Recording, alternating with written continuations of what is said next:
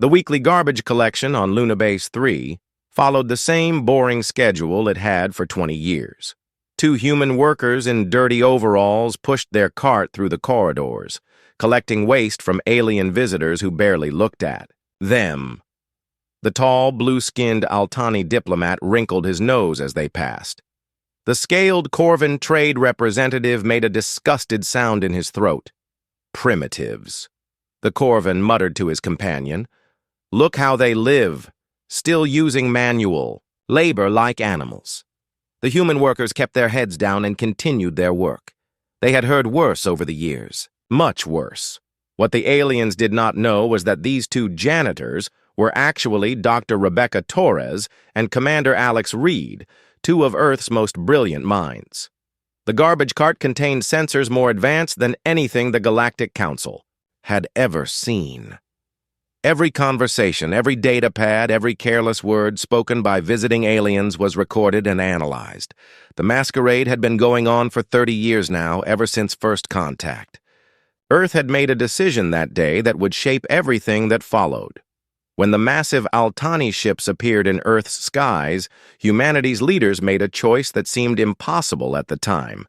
They decided to lie. The real human technology was hidden away in deep underground facilities and asteroid bases that looked like simple mining operations. What the galaxy saw was carefully designed to appear centuries behind their level. Human fusion reactors were built to look clunky and inefficient. Human ships were slow and awkward on purpose. Human weapons were toys compared to what they could actually build. Ambassador David Hayes played his role perfectly in the Galactic Council chambers. He sat in the smallest chair at the back of the room, grateful for any attention the powerful alien species might give him. When the Corvan Empire demanded tribute from human colonies, he begged for mercy. When the Nethys Collective claimed mineral rights in human space, he thanked them for their generosity. The other species laughed at him behind closed doors. The humans were weak, they said. Pathetic. Barely worth the energy it took to exploit them. This was exactly what Earth wanted them to think. Deep beneath the surface of Mars, Admiral Sarah Stone reviewed the latest intelligence reports. The hidden human fleet was now 3,000 ships strong. Each vessel was built in secret, using technology that would make the galaxy's most advanced species weep with envy. Quantum tunnel drives that could cross the galaxy in days. Energy weapons that could cut through any known armor. Shields that could withstand the explosion of a small star. But the most important human technology was not mechanical, it was patience. The Galactic Council had ruled through fear for thousands of years. The strong took from the weak, and the weak accepted it or died. Species rose and fell based on how much violence they could bring to bear. It was a system that bred endless conflict and suffering. Humanity had studied this system for 3 decades. They had learned its weaknesses, mapped its power structures, and identified exactly who needed to be removed to bring it all crashing down. The Corvan Empire was the obvious target. They were the most violent, the most cruel, and the most confident in their own power. The Corvans had conquered dozens of worlds. They enslaved entire species and turned them into cattle. They demanded tribute from anyone too weak to resist and destroyed anyone who tried to fight back. The galaxy feared them, and fear gave them power. But fear was a double-edged weapon, as the Corvans were about to discover. Commander Reed finished collecting the last of the garbage from the diplomatic quarter. As they pushed their cart toward the disposal units, he caught Torres's eye and nodded slightly. She checked her scanner and smiled. They had just recorded the Corvan battle plans for their next campaign of conquest. The targets were 12 human colonies in the Outer Rim, small worlds with maybe 1 million people each. The Corvans planned to give Earth an ultimatum: evacuate the colonies or watch them burn. It was meant to be another demonstration of Corvan power, another chance to humiliate the weak humans in front of the entire galaxy. The Corvans had no idea they had just signed their own death warrant. Back on Earth, the message from Lunabase 3 was decoded within minutes. Admiral Stone read the intelligence report twice, then activated her secure communication system. The quantum entanglement network came online, connecting her instantly to every human military installation in the galaxy. All stations, this is. Stone, she said quietly. We have confirmation of Corvan aggression against human civilian targets. Operation Daybreak is approved for immediate activation. Repeat, Operation Daybreak is go. Across 47 star systems, human commanders received the message and began powering up systems that had been dormant for years. Hidden asteroid bases revealed massive construction facilities. Fake mining operations dropped their camouflage to show battleship yards. Underground complexes opened to release fleets that had been waiting in the darkness. The human fleet had been built in secret over 3 decades, one ship at a time, always hidden from alien sensors. Every vessel was a masterwork of human engineering, incorporating lessons learned from studying captured alien technology and improving on it in ways their original builders never imagined. But the ships were only part of Operation Daybreak. The real weapon was surprise. For 30 years, every alien species in the galaxy had believed the same lie. Humans were weak. Humans were primitive. Humans were not a threat to anyone. This belief had been carefully cultivated and maintained through countless small deceptions and staged demonstrations of incompetence. Now that lie was about to become the most devastating weapon in galactic history. Ambassador Hayes received his orders through a coded diplomatic message. For 30 years, he had played the role of Earth's weak representative, begging for scraps from the galactic powers. Tomorrow, he would reveal who he really was and what humanity was truly capable of. The masquerade was almost over. The galaxy was about to learn what happened when you mistook human kindness for human weakness. The Corvan Empire would be the first to understand their error, but they would not be the last. In hidden bases across the galaxy, human technicians ran final checks on weapons systems that could crack moons. Human pilots strapped themselves into fighters that could dance between stars. Human soldiers prepared for a war that would reshape the galaxy forever. The age of alien dominance was ending. The age of human protection was about to begin, and it would start with the complete and total destruction of anyone foolish enough to threaten innocent people. The Corvans wanted to demonstrate their power to the galaxy. They were about to get their wish, just not in the way they expected.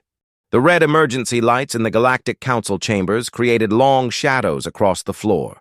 Emergency sessions were rare, but when the Corvan Empire called for one, the other species usually listened. Fear had a way of making even the most powerful aliens pay attention. Commander Vorth stepped onto the central platform with the confidence of someone who had never lost a battle. His green scales gleamed under the harsh lights, and his yellow eyes swept across the assembled representatives with obvious contempt. The Corvan was 8 feet tall and built like a predator, all muscle and sharp edges. Members of the council, Vorth began, his voice carrying easily through the chamber's translation systems. The Corvan Empire brings a matter of territorial dispute to your attention. The other species leaned forward in their seats. Territorial disputes usually meant war, and war meant opportunity for those smart enough to pick the winning side. The human species currently occupies 12 worlds in Sector 7, Vorth continued. These worlds contain valuable mineral deposits that would be better utilized under Corvan administration. We are prepared to offer the humans generous compensation for their voluntary relocation. Ambassador Hayes sat in his assigned seat at the back of the chamber. His chair was smaller than the others, a constant reminder of humanity's supposed place in the galactic hierarchy. He looked tired and worried, exactly the image he had cultivated for 30 years. Commander Vorth, Hayes said, standing slowly. These colonies have been inhabited by human families for over 50 years. They have built homes, communities, entire lives on these worlds. Surely some accommodation can be reached that does not require such drastic measures. Vorth's laugh was like the sound of breaking glass. Accommodation? Humans speak of accommodation while sitting on resources they lack the ability to properly exploit. Your people mine with primitive equipment and transport goods in ships barely capable of interstellar flight. It is wasteful. The Nethys collective representative, a being made of living crystal that reflected light in rainbow patterns, chimed in with a sound like wind bells. The Corvin argument has merit. Efficient resource utilization benefits the entire galaxy. Perhaps the humans could be relocated to worlds more suitable to their technological limitations. Hayes felt his jaw clench, but his expression remained carefully neutral. These are not empty worlds we are discussing. They are home to 12 million human civilians, men, women, children who have never known any other home. Surely their rights as sentient beings must be considered. The Vorthak representative, a gas-filled suit that glowed with soft bioluminescence, pulsed in what might have been agreement or dismissal. Sentiment is a luxury. Resources are necessity. The strong have always directed the use of resources throughout galactic history. Vorth stepped closer to the platform's edge, looking down at Hayes with predatory satisfaction. The human representative speaks of rights. Let me speak of reality. The Corvin Third Fleet is currently positioned at the edge of Sector 7. Our ships are prepared to assist with the evacuation of human personnel from the disputed worlds. How generous, Hayes said, his voice barely controlled. And if we refuse this generous offer, then the Third Fleet will assist with the evacuation anyway, Vorth replied. We are prepared to be quite thorough in our assistance. The threat hung in the air like smoke. Every being in the chamber understood what the Corvin commander meant. The human colonies would be emptied one way or another, whether the inhabitants survived the process or not. Hayes looked around the chamber, meeting the eyes of representatives who had pretended to be humanity's friends for decades. The Altani delegate studied his blue hands with sudden interest. The crystalline Nethys collective continued their musical chiming, but the melody had turned discordant. The Vorthak's bioluminescent patterns dimmed to almost nothing. I formally request. Council intervention, Hayes said loudly. The Corvin Empire is threatening civilian populations in violation of every treaty and agreement that governs civilized space. Vorth's yellow eyes glittered with amusement. The Council may intervene if they choose, but my fleet operates on a schedule. The humans have 72 hours to begin evacuation. After that time, we will assist them whether they request our help or not. The chamber erupted in what might charitably be called discussion. The various species talked in clicks, chirps, hums, and harmonics that the translation system struggled to convert into coherent meaning. But the message was clear enough. No one was going to help. Hayes stood alone in the center of the storm, surrounded by beings who had just condemned 12 million humans to slavery or death. His hands shook slightly, but not from fear. From rage that had been building for 30 years. He thought of the children on New Geneva, playing in parks their grandparents had built. He thought of the farmers on Haven's Rest, tending crops in soil they had made fertile with their own hands. He thought of the researchers on Kepler's Hope, making discoveries that could benefit the entire galaxy if they were allowed to continue their work.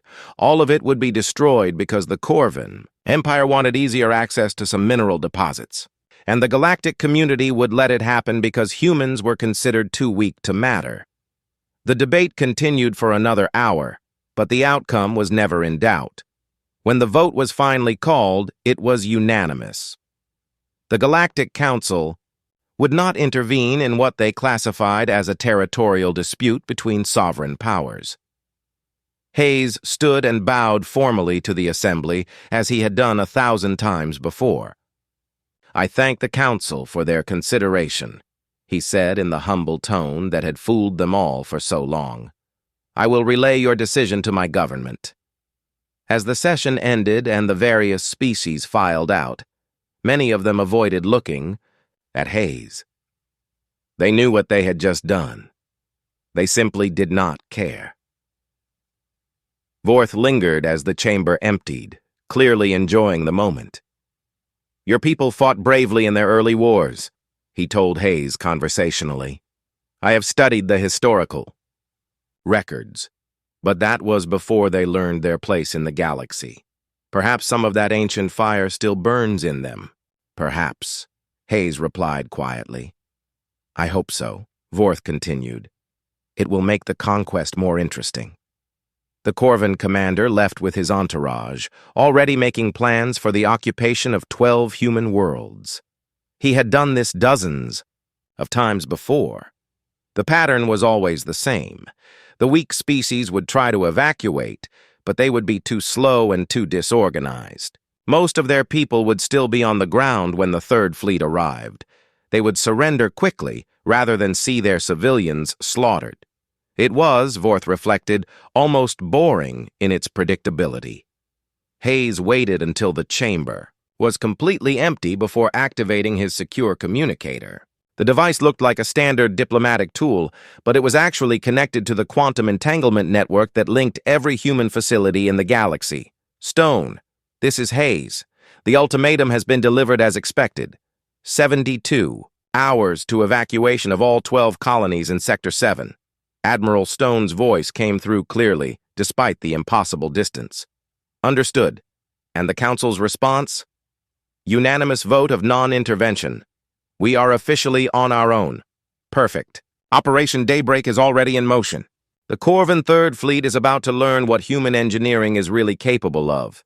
Hayes smiled for the first time in hours. "Admiral, I have one request. When this is over, I want to be the one to explain to Commander Vorth exactly how badly he miscalculated." "I think that can be arranged. Maintain your cover for now. In 72 hours, the galaxy is going to see who we really are." Hayes closed the communicator and walked out of the chamber where he had played the role of humanity's weak representative for 3 decades. He would never have to bow to these creatures again. Soon, they would be bowing to him. The countdown had begun. In less than 3 days, the Corvan Third Fleet would arrive at the human colonies expecting to find defenseless civilians and token resistance.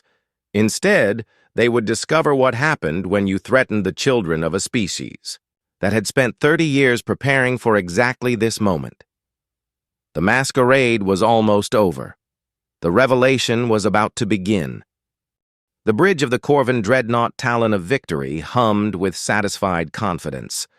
Commander Vorth stood behind his tactical display, watching the peaceful blue world of New Geneva grow larger on the main screen. His yellow eyes reflected the planet's light as he savored the moment. "Sensor report," he ordered. "No orbital defenses detected," his tactical officer replied. "No military vessels in the system. I am reading several civilian transports departing the planet, but most appear to be cargo haulers and passenger liners." Vorth nodded with approval. The humans were doing exactly what he expected. They were running like frightened animals, abandoning everything they had built to save their pitiful lives. Some of them would escape, but most would still be on the ground when his fleet arrived. It was always the same story. "Fleet status?" "All ships reporting ready, Commander. The Third Fleet stands at full strength.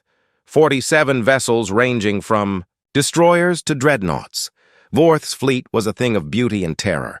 The Corvan ships were built for intimidation as much as destruction, with angular hulls covered in spikes and weapon ports that glowed with menacing energy. They had conquered entire systems with fleets half this size. "Communications? Open a channel to the planet. It is time to offer the humans one final chance to surrender peacefully." The communication array powered up, broadcasting on all frequencies.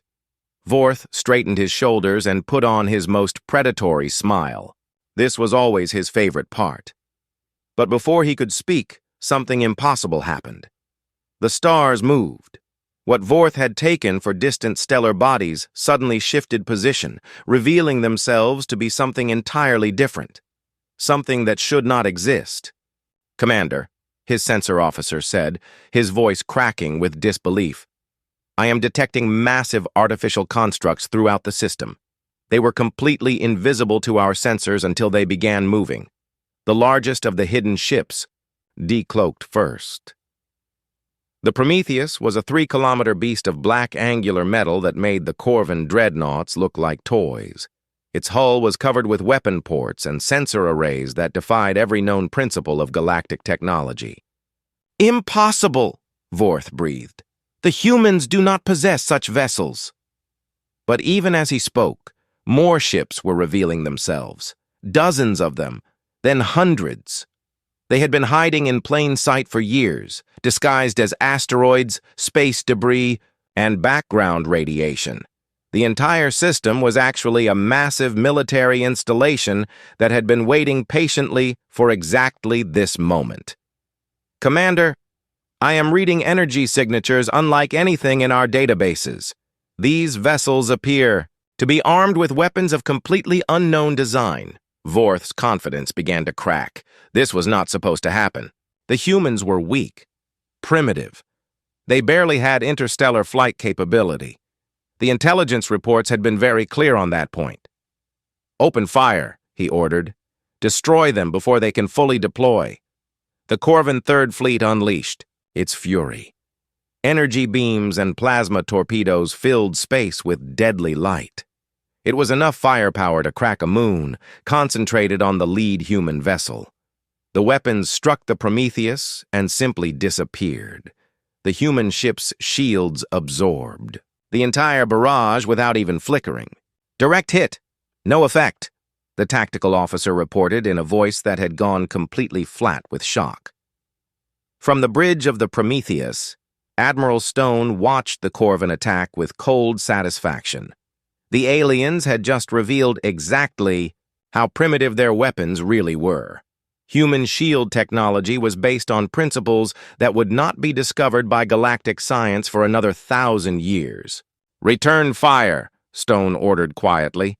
"Target their command ship. Quantum disruption cannon, minimum power." The Prometheus turned slightly to bring its main weapon to bear. The quantum disruption cannon was humanity's masterwork, a device that could manipulate the fundamental forces that held matter together. Even at minimum power, it was more destructive than anything the galaxy had ever seen. A beam of pure energy lanced out from the human vessel. It struck the talon of victory and passed completely through it, emerging from the far side without slowing down. For a moment, nothing seemed to happen. Then the massive Corvan dreadnought simply came apart. Not exploded, not destroyed in any conventional sense.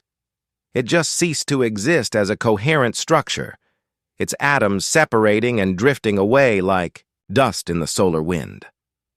Commander Vorth had exactly enough time to scream before he was scattered across several light minutes of space. "All Corvan vessels, this is Admiral Stone of the Terran Defense Fleet," came the calm voice over all communication channels. "You have entered human space with hostile intent and fired upon our vessels. You have one chance to surrender. Power. Down your weapons and prepare to be boarded."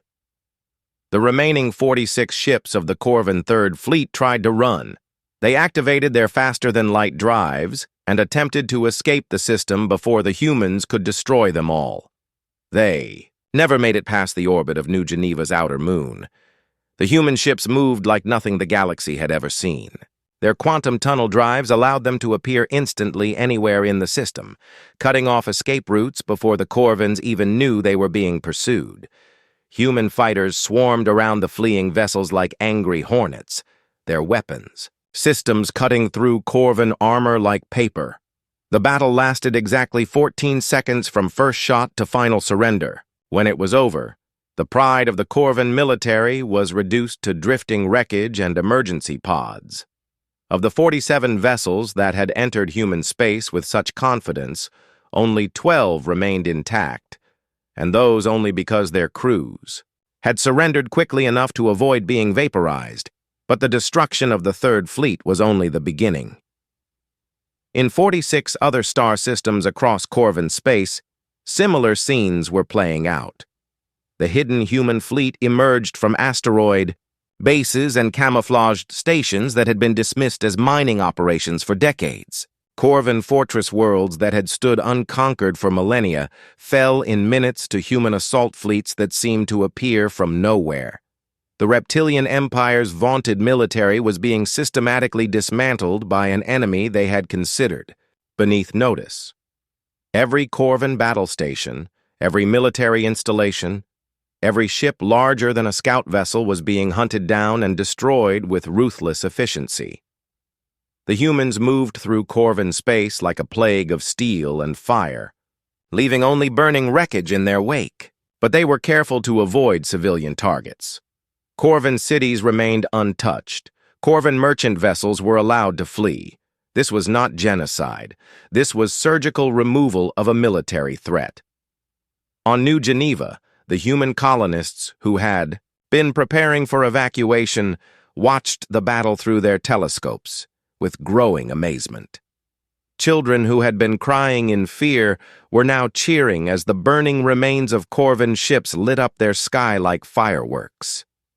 The galaxy's communication networks carried the impossible footage to every world, every station, every ship. The images spread like wildfire, showing scenes that should not exist.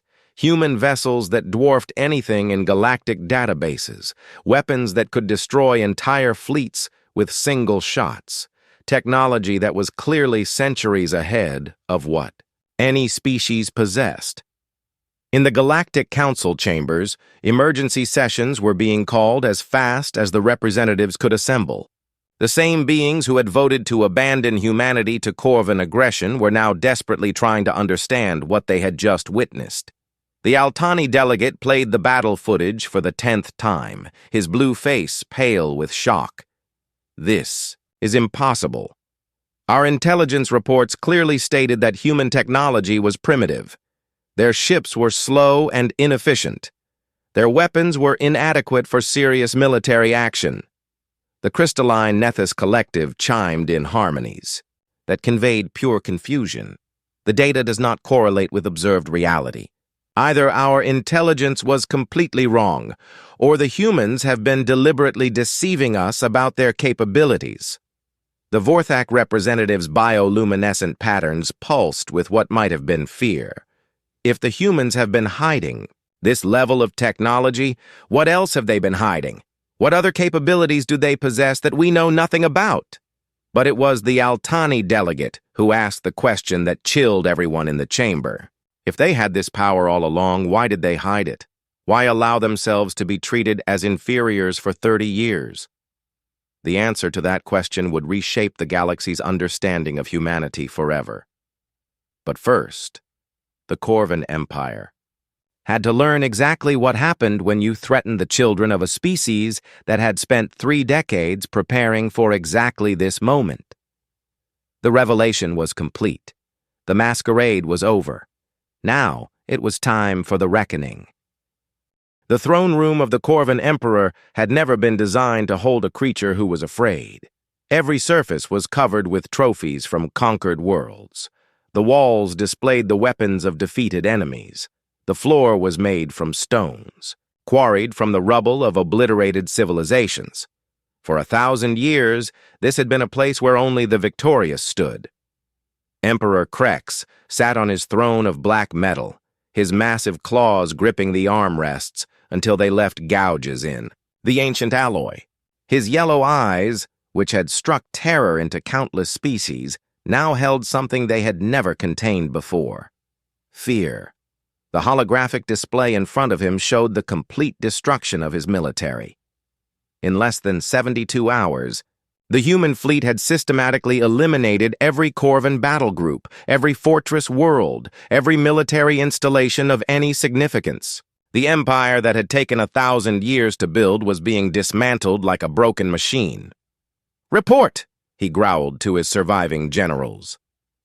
General Thys, her green scales pale with exhaustion, consulted her data pad with trembling hands. "My lord, we have lost 94% of our military assets. The 3rd, 7th, and 9th fleets have been completely destroyed. The fortress worlds of Corvan Prime, Zethys, and Mordain have fallen. Our remaining forces are scattered across the outer systems, attempting to avoid human patrol groups." The Emperor's roar shook the throne room. How is this possible? The humans are primitives. Their ships are barely capable of interstellar flight. My lord, another general said carefully, it appears our intelligence was incorrect. The human vessels we observed were deliberately designed to appear inferior. Their actual fleet consists of ships we have never seen before, using technology that surpasses anything in our databases. Krek stood from his throne, his 8-foot frame towering over the assembled military leadership. You are telling me that for 30 years, the species we have treated as vermin have been building a fleet capable of destroying our empire? That appears to be the case, my lord. The throne room fell silent except for the sound of the Emperor's breathing. For 1,000 years, the Corvan Empire had been the dominant military power in the galaxy. They had conquered through strength, ruled through fear, and expanded through the simple principle that might made right. It was a system that had worked perfectly until 3 days ago. What of our allies? Krex asked. Surely the other species will recognize the threat these humans represent. General Tis consulted her communications logs. My lord, we have received no offers of assistance from any galactic power. The Altani Confederacy has closed its borders to our ships. The Nethys Collective has declared neutrality. The Vorthak Union is refusing to answer our communications at all. The Emperor's laugh was bitter. Of course they are. They watch from the sidelines while we are destroyed, hoping to pick over the remains of our territory once the humans are finished with us. A junior officer entered the throne room, moving with the careful steps of someone bearing terrible news. My lord, we have received a communication from the human fleet. They are requesting your surrender. Requesting? Krex's voice dripped, with sarcasm. How polite of them. My lord, the message came from Ambassador Hayes of Earth. He is aboard a human vessel currently in orbit around Corvan Prime. The Emperor's eyes widened. Hayes was the weak, pathetic human who had groveled before the Galactic Council for decades. The same creature who had begged for mercy just days ago was now dictating terms to the Corvan Empire from the bridge of a warship. Put him on screen. The holographic display flickered, then resolved into the image of David Hayes standing on what was clearly the bridge of a military vessel.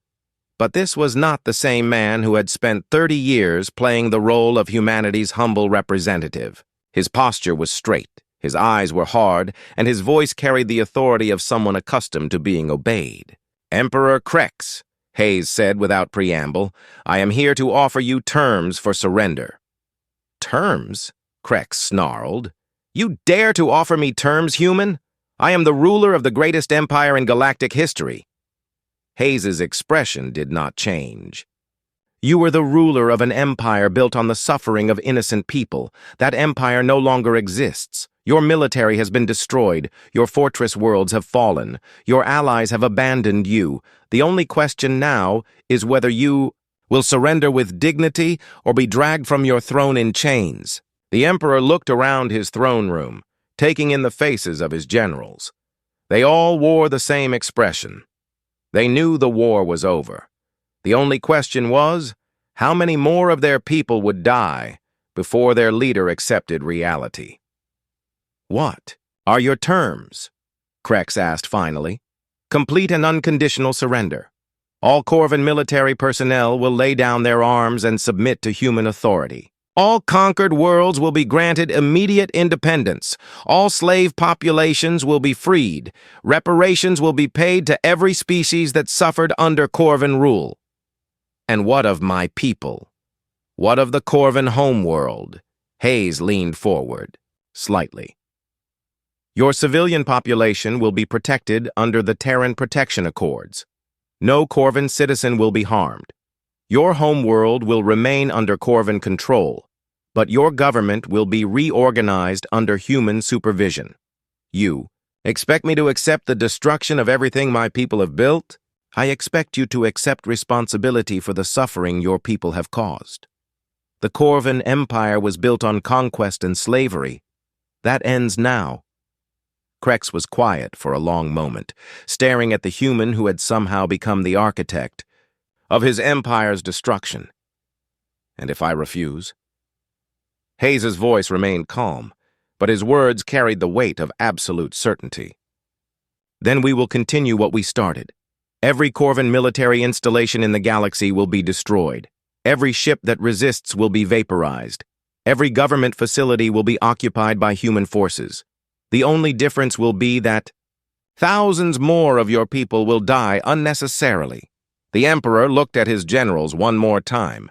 General Thais nodded almost imperceptibly. The others remained silent, but their body language spoke volumes. They had seen what human weapons could do. They had no desire to test them further. I will need time to consider your terms. You have 6 hours, Hayes replied. After that, we will assume you have chosen to resist, and we will act accordingly.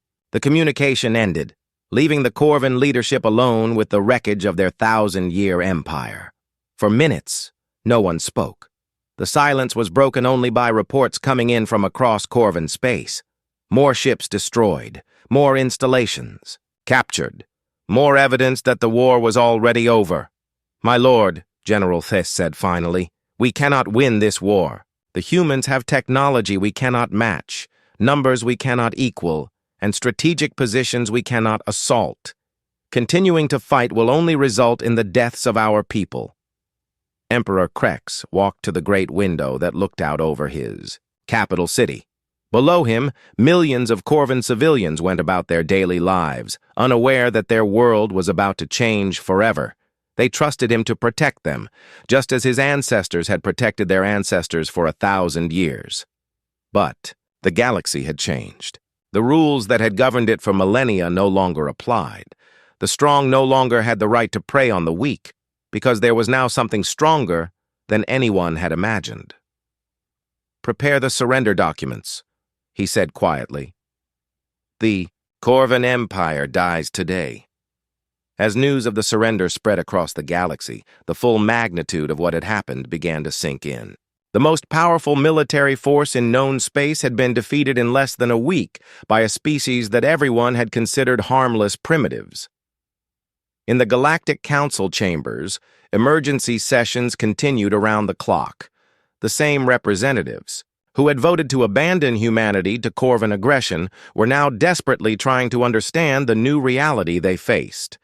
The humans had revealed themselves to be the dominant power in the galaxy, but more frightening than their military might was the question of what they planned to do with it. For 30 years they had hidden their strength and allowed themselves to be exploited and humiliated. What did that say about their intentions? What did that say about their plans for the future? The galaxy was about to find out. The Galactic News Network had never broadcast anything like it. Across 1,000 worlds, billions of beings watched as Emperor Krex of the mighty Corvan Empire knelt before a human delegation, the proud reptilian who had ruled through conquest. For centuries, bowed his massive head in front of creatures he had dismissed as primitives just days before. Ambassador Hayes stood beside Admiral Stone in the great plaza of Corvan Prime, surrounded by the surrendering leadership of the galaxy's most feared military power. The ceremony was being broadcast live to every corner of known space, carrying a message that would reshape the galactic order forever. Today marks the end of the Corvan Empire, Hayes announced, his voice carrying clearly through the translation systems. But it also marks the beginning of something new. The Terran Federation hereby establishes the Protection Accords, a new framework for galactic peace and security. The assembled beings, both in person and watching from across the galaxy, leaned forward to hear what the humans planned to do with their newly revealed power. For a week, the galaxy had watched in stunned silence as humanity dismantled the Corvan. Military with casual efficiency, now they would learn what came next. Any species that commits to genuine peaceful coexistence will be protected by the Terran Defense Fleet, Hayes continued. Those who choose conquest and exploitation will face the same fate as the Corvan Empire, Admiral Stone stepped forward, her uniform bearing decorations that no alien had ever seen before. The galaxy has operated under a simple principle for thousands of years. The strong take from the weak, and the weak accept it or die. This system has created endless cycles of suffering and war. She gestured to the kneeling Corvan Emperor. The Corvan Empire believed that might made right. They conquered dozens of worlds, enslaved entire species, and spread suffering wherever they went. The galaxy allowed this because they were strong, and strength was the only currency that mattered. Stone's voice grew harder. That ends today. From this moment forward, strength will serve peace, not destroy it. The strong will protect the weak, not prey upon them. And anyone who thinks they can return to the old ways will discover exactly how strong humanity really is. The crowd stirred uneasily. They were beginning to understand that this was not just a change in leadership. This was a fundamental transformation of how the galaxy would operate. Hayes took the podium again. The protection accords are simple. Any species that agrees to resolve disputes through negotiation rather than violence will receive the full protection of the Terran Defense Fleet. Any species that chooses aggression will be stopped. A reporter from the Altani News Service raised her hand. Ambassador Hayes, what gives humanity the right to dictate terms to the entire galaxy? Hayes smiled, but it was not a pleasant expression. The same thing that gave the Corvan Empire the right to enslave billions of beings. Power. The difference is what we choose to do with that power. And what if other species refuse to accept human authority? Then they are free to leave human space and establish their own territories. Stone replied. But they will not be permitted to prey on innocent populations anywhere in the galaxy. The days of conquest and slavery are over. In the Galactic Council chambers, the representatives watched the broadcast with growing alarm. The Nethys Collective's crystalline form flickered with patterns of anxiety. The Vorthak's bioluminescent. Displays pulsed erratically. Even the normally composed Altani delegates showed signs of distress. They cannot be serious, the Altani representative said. They expect to police the entire galaxy with a single fleet? But even as he spoke, reports were coming in from across known space. Human ships were appearing in systems that had never seen a Terran vessel before. They were not attacking or threatening anyone. They were simply taking position, making their presence known. The message was clear. Humanity was not asking for permission to reshape the galaxy. They were announcing their intention to do so.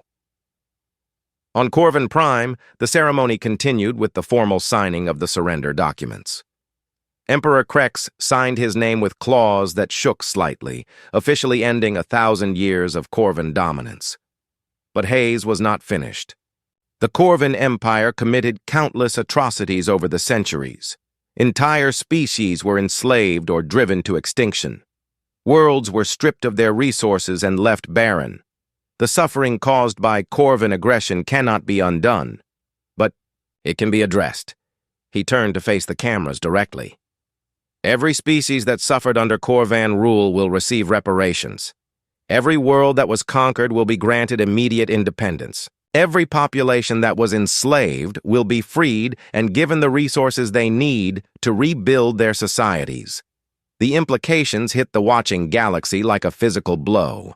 The Corvan Empire had conquered or exploited hundreds of worlds over the centuries. The reparations alone would bankrupt entire sectors of the galactic economy. Admiral Stone seemed to read their thoughts. Some of you are wondering how this will be paid for. The answer is simple. The Corvan military budget was enormous. Their weapons, their ships, their fortifications cost tremendous amounts of resources. All of that will now be redirected toward healing the damage they caused. She paused, letting the implications sink in. Every species in the galaxy spends vast amounts of their resources on military forces designed to protect them from threats like the Corvan Empire.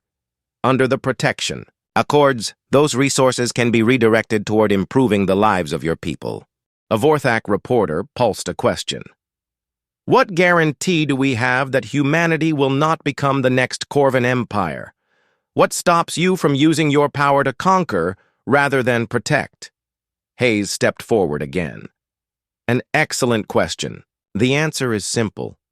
We already had this power. For 30 years, we possessed the ability to conquer the galaxy. We chose not to use it. The plaza fell silent as the implications of his words sank in. For 3 decades, humanity had possessed weapons that could shatter planets and ships that could cross the galaxy in days. They had hidden their strength and allowed themselves to be humiliated and exploited. We could have revealed ourselves at any time, Hayes continued. We could have conquered your worlds, enslaved your populations, and built an empire that would have made the Corvans look like children playing with toys. We chose to wait. Why? The Vorthak reporter asked. Because conquest was never our goal. Peace was our goal. For 30 years, we studied your societies, learned your languages, understood your cultures. We identified the sources of conflict and prepared solutions. We waited until we could offer something better than the cycle of violence that has plagued the galaxy for millennia. Admiral Stone nodded. The Terran Defense Fleet is not an occupying force.